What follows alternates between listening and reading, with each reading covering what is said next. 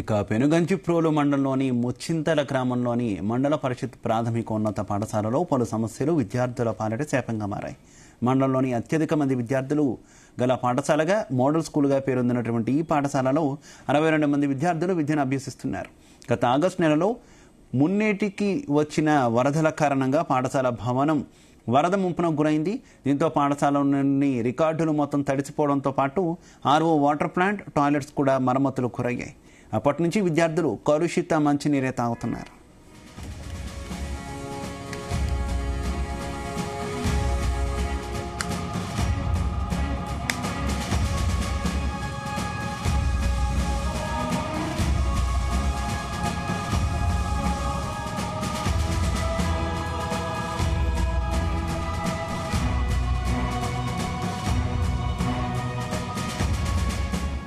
పాఠశాల ప్రహారీ గోడ కూలిపోవడంతో కొంతమంది ఆకతాయిలు రాత్రి సమయాల్లో పాఠశాలలోకి ప్రవేశించి మద్యం తాగడంతో పాటు అనేక అసాంఘిక కార్యక్రమాలకు పాల్పడుతున్నారు. పాఠశాలలోని విలువైన వస్తువులను దొంగలించడం, పైప్ లైన్లు ధ్వంసం చేయడం వంటి చర్యలకు పాల్పడుతున్నారు.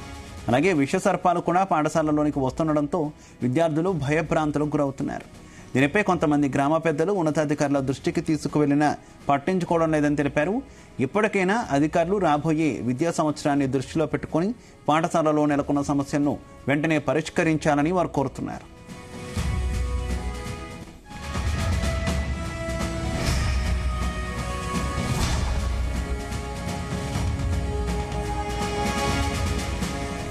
మరి పెనుగంచిప్రోలు మండలంలోని ఎంపీయూపీ స్కూల్ ముచ్చింతాల్లోని మరి గత సంవత్సరం ఆగస్టు 31 అలాగే సెప్టెంబర్ 1న వచ్చినటువంటి తీవ్రమైన వరదల కారణంగా ఇక్కడ పాఠశాలలోని 4 అడుగుల మేర నీరు నిలిచి ఉండటం వలన మరి ఇక్కడ దక్షిణ వైపు ప్రహరీ గోడ పడిపోయినది, అలాగే తూర్పు వైపు ప్రహరీ గోడ కూడా పడిపోవటం జరిగింది. మరి ఈ విషయాన్ని మరి ఉన్నతాధికారుల దృష్టికి తీసుకెళ్లాము. వారికి ప్రతిపాదనలు కూడా మేము అందజేయడం జరిగింది. మరి వాళ్ళు వెంటనే మరి మేము కూడా పరిష్కరిస్తాము, మరి ప్రభుత్వం దృష్టికి తీసుకెళ్తామని తెలియజేయటం జరిగింది.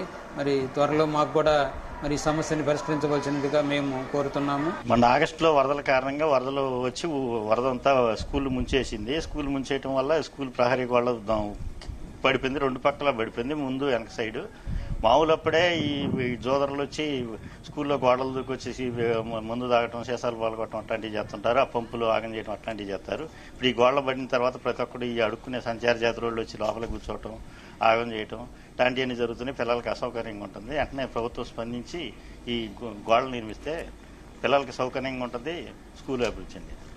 వరదలు వచ్చిన దగ్గర నుంచి ఇంతవరకు వచ్చే అధికారులు లేదు, ఎస్టిమేషన్ లేదు.